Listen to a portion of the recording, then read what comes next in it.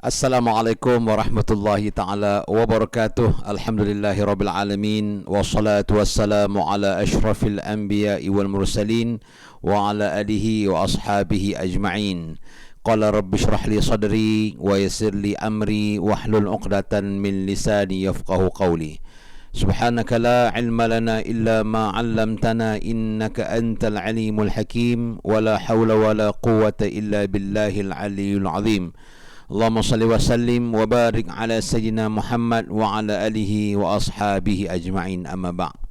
Alhamdulillah, syukur kita kepada Allah Subhanahu wa taala pada saat dan ketika ini dapat kita kembali bersiaran di dalam Yadi Maya pada hari ini untuk kita meneruskan bicara ilmu kita pada malam ini.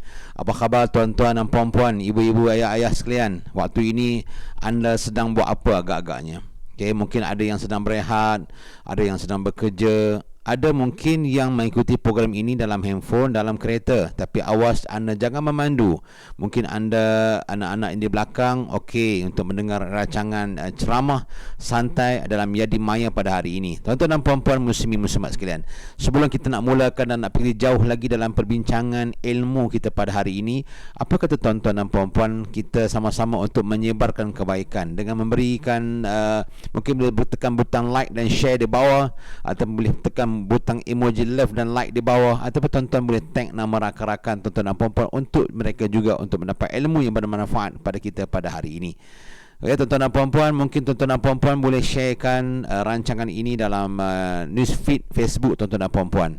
Mudah-mudahan baliu anni, sampaikanlah walau satu ayat, walau ayah, sampaikan walau satu ayat ini dapat memberikan sesuatu walaupun kecil, tetapi kejayaan yang besar tidak akan berlaku melainkan bermula daripada kejayaan yang kecil. Okey tuan-tuan dan puan-puan, jom kita nak start tuan-tuan dan puan-puan. Make sure tuan-tuan dan puan-puan kita tahu program apa kita ikuti pada hari ini, iaitu Yadi Maya. Kita akan membicarakan tentang cinta Rasulullah sallallahu alaihi wasallam, teladan pengurusan kerja dan keluarga. Hari ini best sikit tajuk tuan-tuan dan puan-puan. Kita nak bicara tentang dua aspek yang sangat penting dalam hidup. Pertama, kita berkeluarga. Berkeluarga tak semestinya kita berkahwin. Berkeluarga tak semestinya kita ada anak-anak. Berkeluarga kita ada kelompok yang mempunyai individu-individu tertentu. Sebagai contoh, kita kata dalam keluarga ni kita ada seorang ayah, ibu dan anak. Atau dalam keluarga kita ada ayah, ibu dan cucu cicit, ataupun ibu, ayah dan anak-anak dan sebagainya. So dia ada satu komuniti yang terbina dalam komponen-komponen tertentu yang dia tidak boleh dikatakan keluarga. Kalau seorang tu dia tak boleh katakan keluarga, dia individu. Jadi keluarga usrah, keluarga dalam komponen yang begitu saya sebutkan tadi. Dan masa yang sama tuan-tuan dan puan-puan, pada hari ini saya katakan ramai kita bekerja. Tuan-tuan bekerja, saya bekerja. Tuan-tuan ada pekerjaan, saya ada pekerjaan. Jadi tugas antara dua aspek keluarga dan juga pekerjaan yang ingin kita bincangkan pada hari ini tuan-tuan dan puan-puan. Dan saya yakin tuan-tuan dan puan-puan, apa yang kita nak bincang adalah tentang teladan pengurusan kerja dan keluarga. Bagaimana kita menghadapi situasi kesibukan, kita menghadapi situasi kita dibebankan dengan tanggungjawab, sama ada tanggungjawab keluarga ataupun tanggungjawab pekerjaan, kita tetap kena meneruskan perjuangan kehidupan ini. Kerana Rasulullah sallallahu alaihi wasallam model ikutan kita. Nabi Muhammad sallallahu alaihi wasallam bukan sekadar nabi hebat di medan perjuangan. Bukan sekadar Nabi Muhammad SAW hebat di medan dakwah, pentas dakwah penyampaian agama. Bahkan Rasulullah SAW menunjukkan contoh bahawa kehidupan yang hebat ialah apa yang kita lakukan setiap hari. Sama ada dia dalam keluarga kita ataupun dia di dalam sektor pekerjaan kita. Tuan-tuan dan puan-puan, muslimin muslimat yang dirahmati oleh Allah Subhanahu wa taala sekalian. Jadi hari ini kita membicarakan dua keadaan, iaitu keluarga dan juga bagaimana kita menguruskan keluarga dan juga pekerjaan. Tuan-tuan dan puan-puan, sebelum kita ni, tuan-tuan komenlah sikit. Tuan-tuan daripada mana, tuan-tuan dan puan-puan, suara saya jelas ke tidak? Okey, tuan-tuan dan puan-puan, ada 6 perkara dan 6 faktor yang saya akan kongsi dengan tuan-tuan dan puan-puan, yang saya boleh katakan idea bagaimana kita nak menguruskan keluarga dan juga pekerjaan. Okey, kadang-kadang kita kata stres lah kita ni, ada anak yang mungkin nakal, anak yang mungkin agresif, anak yang mungkin aktif. Pening lah. Sebenarnya kita jangan pening, sebab kita yang minta untuk Allah anugerahkan anak-anak. Masa kita tak kahwin dulu, masa kita bertunang, ada orang bertunang, asyik bertunang putus, asyik bertunang putus, asyik bertunang putus, asyik putus bertunang. Kan? Kenapa? Dan mereka sampai tahap mereka minta tok guru berdoa, mereka pergi berubat macam-macam lah, mandi entah apa air mandi pun dah mandi, aura yang mandi ni. Tapi tuan-tuan, bila dapat anak, kita komplain tak pula kepada Allah. Ya Allah, anak aku ni, ya Allah, kenapa dapat buah semacam ni? Tuan-tuan yang minta anak kan, tuan-tuan yang nak kahwin kan, tuan-tuan dan puan-puan, kadang-kadang apa yang Allah bagi itu terbaik untuk kita. Sebab tu kadang-kadang yang tak dapat jangan dikejar. Kita hanya berusaha tapi tak dapat. Jangan menggunakan kaedah-kaedah yang tak dibenarkan. Sebab Allah mengetahui, kan? Kita yang nak berkeluarga, tapi tiba-tiba Allah menguji dengan kita berkeluarga, dengan ujian keluarga, plus dengan ujian tempat bekerja. Kan tuan-tuan, kita bekerja siang malam, matahari belum terbit dah keluar rumah, matahari tenggelam belum balik rumah, punya bekerja, tuan-tuan dan puan-puan. Yalah tuan-tuan, masa kita kerja dulu kan, waktu kita kerja ni, kita komplain ini tak kena, ini bos tak betul, ini tak sepatutnya, macam-macam kita komplain dan condemn. Kan kita kata tak best lah, tak syok lah kerja. Tuan-tuan, siapa yang minta kerja tu kalau bukan kita? Masa tak ada kerja, tuan-tuan dan puan-puan, kita guna macam-macam saluran, channel, kabel untuk dapat kerja. Dah dapat kerja, macam-macam songeh dan alasan pula kita buat. Pening, penat, stres dan sebagainya. Jadi tuan-tuan, setiap ketentuan Allah buat terbaik. Tapi hari ini bukan soal nak bincang tentang kerjaya. Hari ini kita nak bincang tentang keluarga dan juga kerja. Kan? Jangan kita berat pada kerja, tak ambil tahu tentang keluarga. Jangan kita terlampau ambil tahu tentang keluarga, kita abaikan pekerjaan. Bagaimana kita mengimbangkan antara dua keadaan ini? Tuan-tuan dan puan-puan, sebelum saya nak masuk 6 tips tuan-tuan dan puan-puan, saya nak bagi tahu tuan-tuan dan puan-puan bahawa pertama, kita tidak boleh menjadikan alasan sibuk dengan keluarga, sibuk dengan pekerjaan, sibuk dengan perniagaan, sibuk alasan untuk kita tidak adil dalam kita membuat pertimbangan kita sebagai ketua keluarga. Wa imam kita ibu, wa imam kita ayah. Kita adalah orang yang bakal untuk merencanakan, orang yang nak bentuk, nak design keluarga kita itu. Sebab tuan-tuan, kalau kita sibuk, kita kata tak sempat dengan kerja, tak sempat dengan family. Sibuk tuan-tuan, kita kata sibuk. Tuan-tuan, kan, tak sempat bukan jawapan kepada sibuk, tetapi jawapan kepada sibuk ialah urus masa anda. Saya ulang balik tuan-tuan, tak sempat, tak dan tak boleh bukan alasan kepada sibuk, bukan jawapan kepada sibuk, tetapi jawapan kepada sibuk ialah kita menguruskan masa kita. Sebab tu kita belajar dalam 2-3 minggu ni tentang urus diri, urus masa, urus family, tuan-tuan dan puan-puan.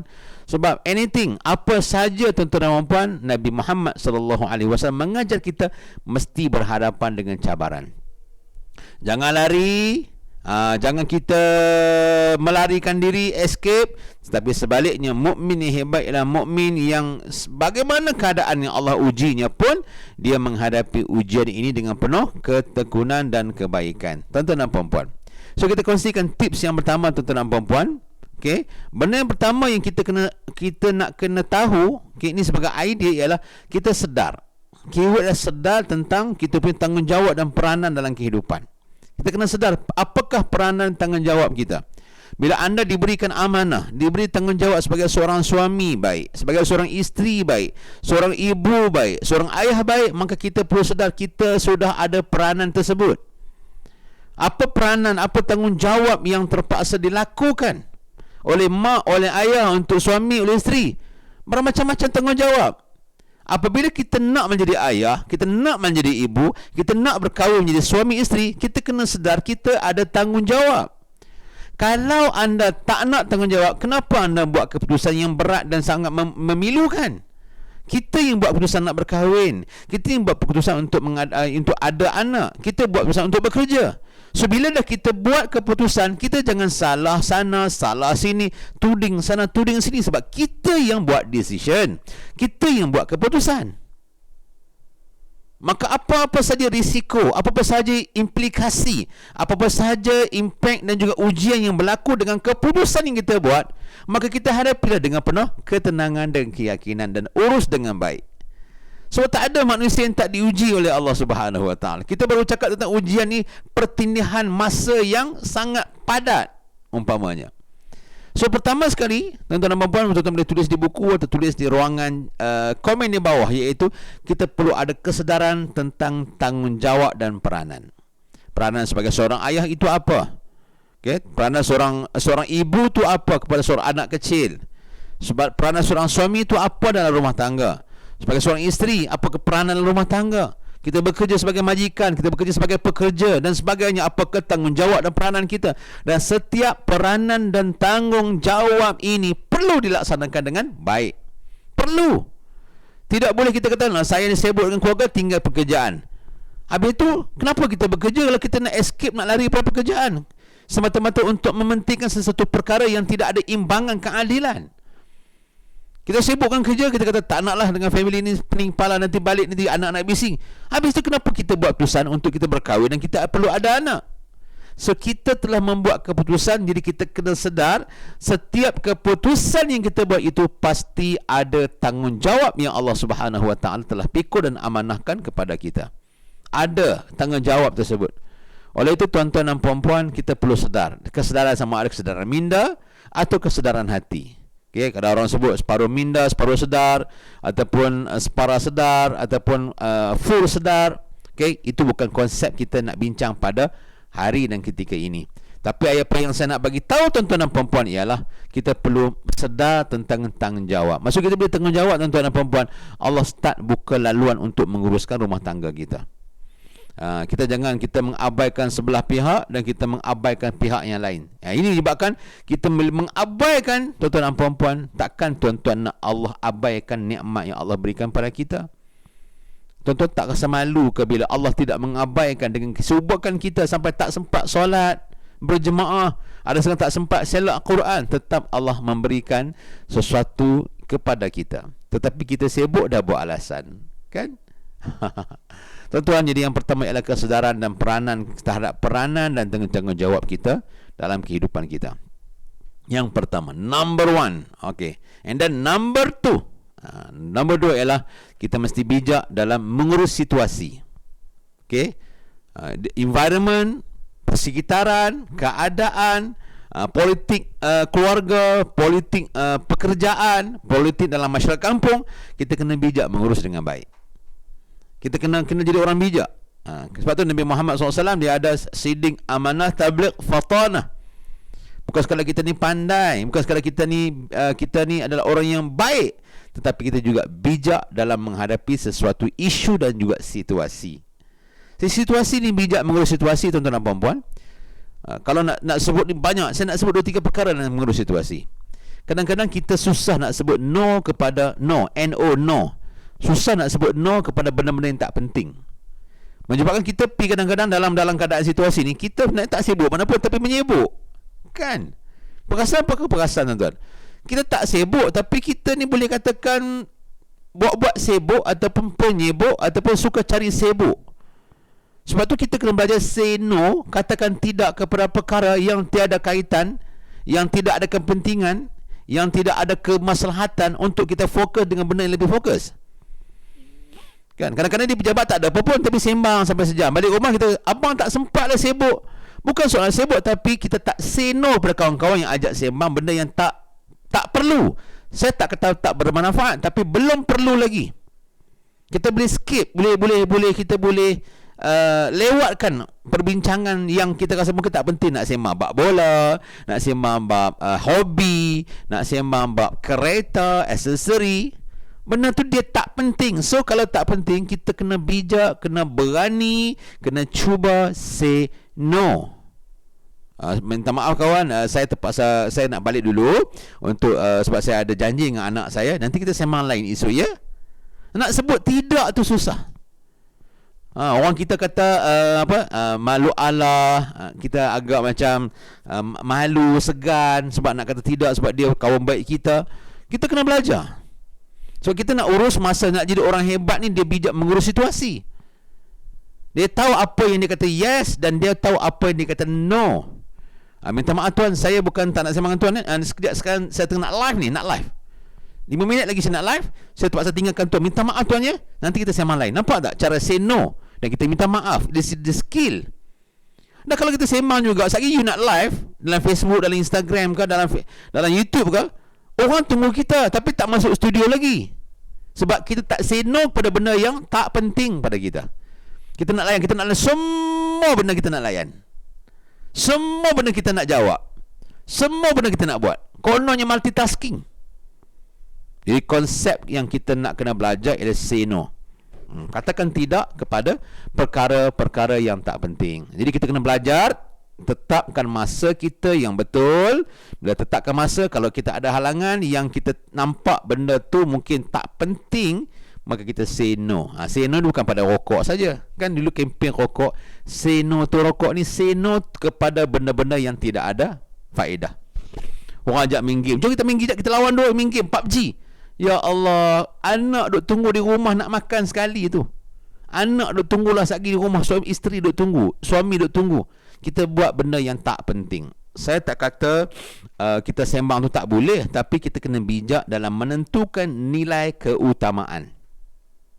Apakah prioriti dalam kita membuat keputusan?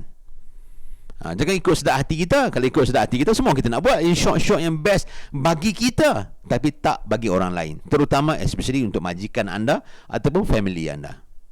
Jangan kira kita ya, saya tak setuju sebab saya. Tu you kerja dalam team. Bila kerja dalam team, you bukan saya, we, kami. Tuan-tuan dan puan-puan, tu yang kedua. Baik, yang ketiga tuan-tuan dan puan-puan ialah kita kena kawal emosi. Ini bagi nak menguruskan keluarga dan kerja. Jadi kita tuan-tuan dan puan-puan, jangan kita bawa, bila kita balik di rumah, balik daripada pejabat di rumah, kita balik, kita bawa emosi pejabat di rumah. Saya kata tuan-tuan dan puan, bukan tak boleh kerja. Kerja ni kadang-kadang bawa balik tuan-tuan. Kita tak nak elak dah. Benda terpaksa buat di rumah, di luar tu pejabat. Saya tak kata tak boleh buat di rumah. Boleh, persilakan, tak ada masalah. Tapi jangan bawa emosi tu. Emosi marah, emosi geram, emosi sedih yang di pejabat tu, jangan bawa ke rumah. Sebab anak-anak sedang tunggu, isteri sedang tunggu, suami sedang tunggu, mak mentua sedang tunggu, ayah sedang tunggu kita. Kita bawa emosi tu. So kita nak kena belajar kontrol. Kita boleh kontrol. Kita boleh training kontrol, tuan-tuan. Tuan-tuan bisa dengar anjing K9. Anjing K9 ni, anjing digunakan oleh polis untuk membuat siasatan. Dia akan bau dadah. Dia akan mengesan mayat-mayat yang dah mati. Tuan-tuan ingat anjing K9 ni, bila dia beranak terus dia pandai menghidu? Taklah tuan-tuan. Dia diajar, dia dilatih, dia dibentuk. Diajar. Kalau anjing pun boleh bentuk tuan-tuan dan puan-puan, kita manusia. Anjing boleh dibentuk, anjing boleh ditrain, binatang boleh dibentuk. Kenapa tidak pada manusia yang sentiasa mengalah dengan situasinya? Tuan-tuan, anjing yang tak ada akal, dia bukan manusia, dia boleh dibentuk. Tetapi manusia selalu memberi alasan, tak nak dibentuk, tak nak ditarbiah, tak nak design kehidupan dia. Kononnya kata serah pada takdir lah. Betul lah takdir kita serah pada takdir, tetapi kita yang design, Allah yang menentukan. Kerja manusia adalah melakukan action, bertindak, melakukan. Allah yang menentukan berdasar apa yang telah kita lakukan, mengikut kehendak Allah. Jadi kita kena kawal emosi di rumah. Bila kita balik, emosi pejabat kita letak sat. Okay? Kerja buat macam mana? Cikgu kadang-kadang balik rumah nak kena write paper, kan? Buatlah, tak ada masalah. Adjust masa bagi elok. Tapi kawal emosi. Saya tak kata tak boleh bawa, kan? Kemudian begitu juga di pejabat. Kita jangan bawa isu emosi di rumah pergi ke pejabat. Mentang-mentang kita bos, kita tengah berkelahi dengan isteri kita tadi, pergi pejabat, semua staf kena marah. Itu tak bagus. Kan? Tak bagus. Macam orang nampak tak match dalam kita membuat keputusan. Ya, kita kena kawal emosi kita ni, emosi yang Allah Ta'ala berikan kepada kita. Setiap orang itu ada emosi, suka, sedih, gembira, macam-macam emosi yang Allah berikan kepada kita. So kontrol emosi kita untuk mendapat suatu ketenangan daripada tindakan dan juga apa yang kita lakukan. Yang ketiga, baik. Yang keempat ialah tuan-tuan dan puan-puan, kita hidup mesti mencari solving. Kita nak mencari penyelesaian, bukan alasan. Okey, tuan-tuan tulis ya. Dalam hidup ni, bila berhadapan dengan bermacam situasi yang tak sama, masalah tuan-tuan tak sama dengan masalah saya, masalah saya tak sama dengan tuan-tuan, masalah tuan-tuan dengan saya tak sama dengan orang lain. So masalah ni dia akan datang. Masalah is roadblock. Masalah ni adalah isu. Dia adalah cabaran pada kita, tuan-tuan dan puan-puan. Jadi apa nak buat? Yang keempat saya katakan bahawa kita hadapi semua cabaran ini adalah dengan mencari jalan penyelesaian. Bukan mencari siapa yang salah. Siapa yang kalah, siapa yang menang. Tak. Dia bukan akal dan juga bukan orang yang hebat. So kita mencari penyelesaian. Bila berlaku satu benda, apa kita fikir nak selesaikan? Bukan kita nak besarkan isu yang kecil. Sepatutnya isu yang besar kita kecilkan. Ni isu kecil kot. Isu anak berak dalam pampers, siapa nak basuh? Dia besar sampai viral dalam Facebook, dalam media sosial. Tak bagus, tak bagus. Tak bagus. So tuan-tuan dan puan-puan, kita mesti mencari penyelesaian. Apakah jalan penyelesaian yang ingin kita lakukan? So jalan saya tidak letak pada saya, tuan-tuan, letak pada anda. Sebab cara untuk hadapi, menyelesaikan satu isu dan roadblock itu ialah apa yang kita ketahui dengan isu tersebut. Saya hanya boleh bagi pandangan, tuan-tuan dan puan-puan. Tuan-tuan, kita tahu dengan apa yang kita sedang alami. Sebab tu the best way bila kita buat tindakan, bertawakallah pada Allah. Sebab Allah lah yang akan mendorong mendapat jawapan kepada sesuatu persoalan. Allah yang mendorong mendapat jawapan kepada sesuatu persoalan. Walaupun kita buat nampak macam tidak ada hasil, tapi Allah memberikan hasil, mungkin kita tak sedar. Tuan-tuan, jangan nampak kecil tu kecil, jangan nampak besar tu besar. Yang kecil boleh menjadi besar, yang besar boleh menjadi kecil dengan kuasa Allah. Yang hina boleh jadi mulia, yang mulia boleh menjadi hina. Yang jatuh boleh dibangunkan, yang bangun boleh dijatuhkan.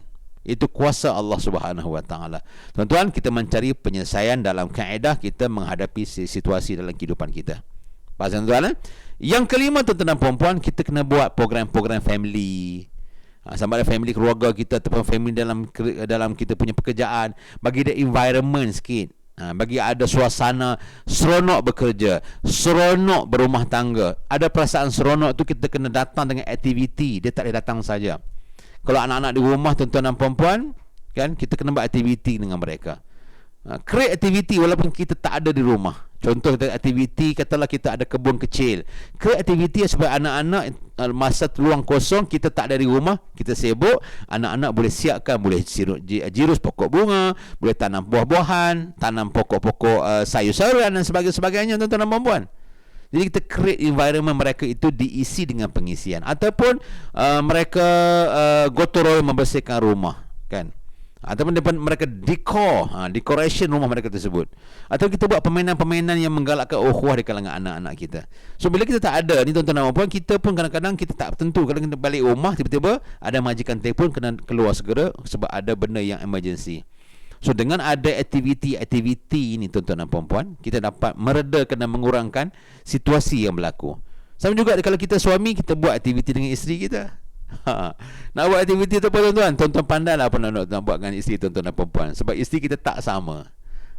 Minat, kesukaan, behavior dia tak sama. Kita tahu apa benda yang kita nak kena buat, apa benda dia suka. Katalah dia suka menanam pokok bunga, beli pokok bunga, beli benih, nanti beli baja siap, nanti dia buatlah kerja. So dia tak terasa kosong. Ada setengah orang tu, tuan-tuan, dia sediakan platform NGO untuk dia sumbangkan tenaga dan idea, kan, untuk isteri. Jadi isteri ni disibukkan dengan NGO, disibukkan dengan persatuan-persatuan yang non-profit ni, yang suka tolong orang. Tuan-tuan dan puan-puan, nampak tak? Kita create environment tu supaya masing-masing dia ada life masing-masing. Jangan kita kamu tak apalah, kamu tak kerja, saya cari duit ni. Tak payah menyalah-menyalahkan. Sebab menyalahkan tak selesaikan masalah. So cari penyelesaian, bukan cari masalah. Jangan menyalahkan, tapi cari jalan penyelesaian.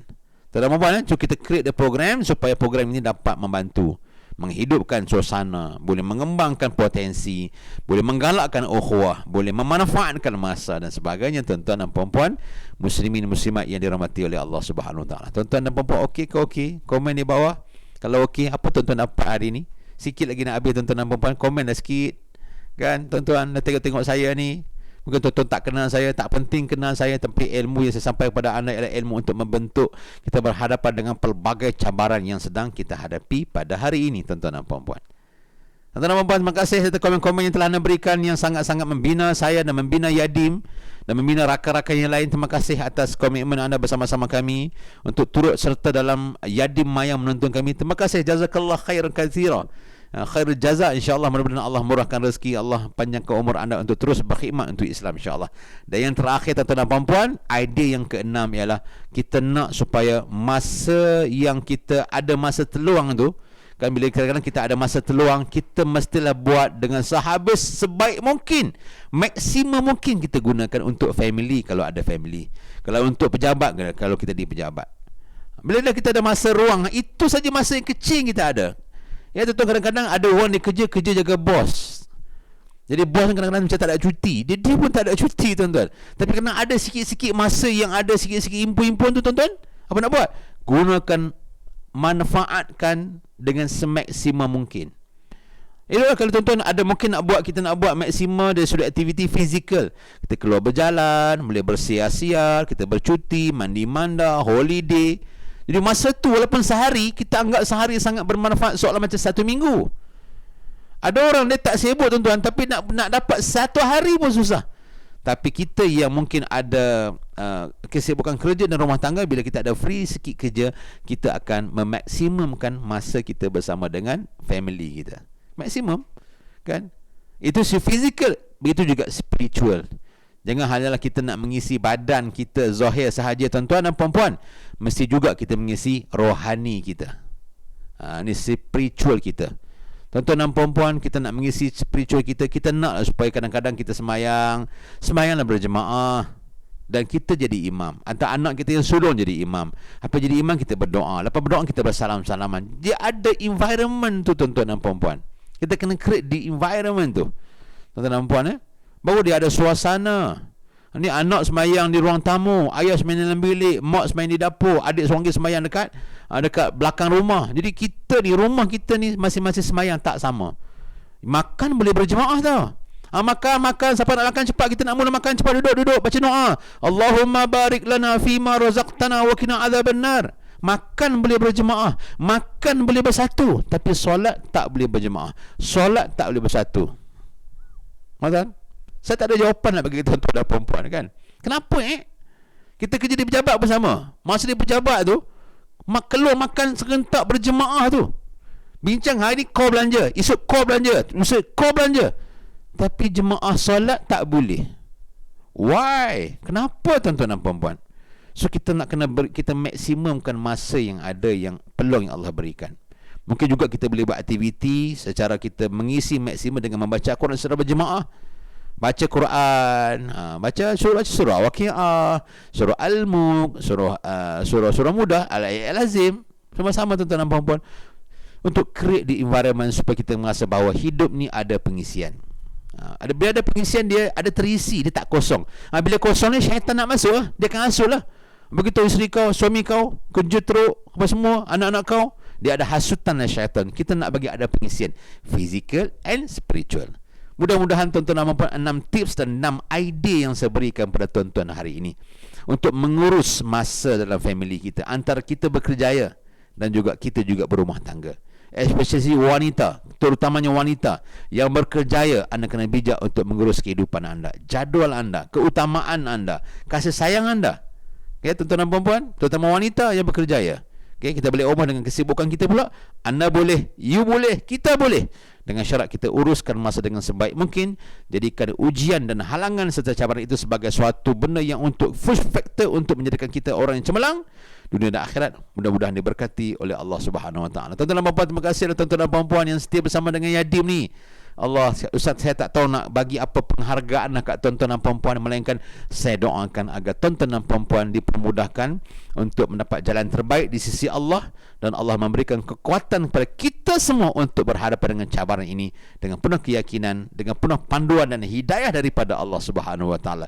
Insya-Allah kita akan bertemu kembali pada minggu hadapan di waktu yang sama bersama saya, Ustaz Muhammad Azki Hafizi bin Ibrahim. Jumpa lagi insya-Allah dalam sembang-sembang tentang urus diri, sembang-sembang urus situasi, dan sembang-sembang urus masa kita, insya-Allah. Semoga bermanfaat. Terima kasih kepada semua yang menonton. Okay? Terima kasih banyak. InsyaAllah kita jumpa pada minggu depan di waktu yang sama bersama saya, Ustaz Muhammad Azki. Sekian. Assalamualaikum warahmatullahi taala wabarakatuh, dan jumpa lagi.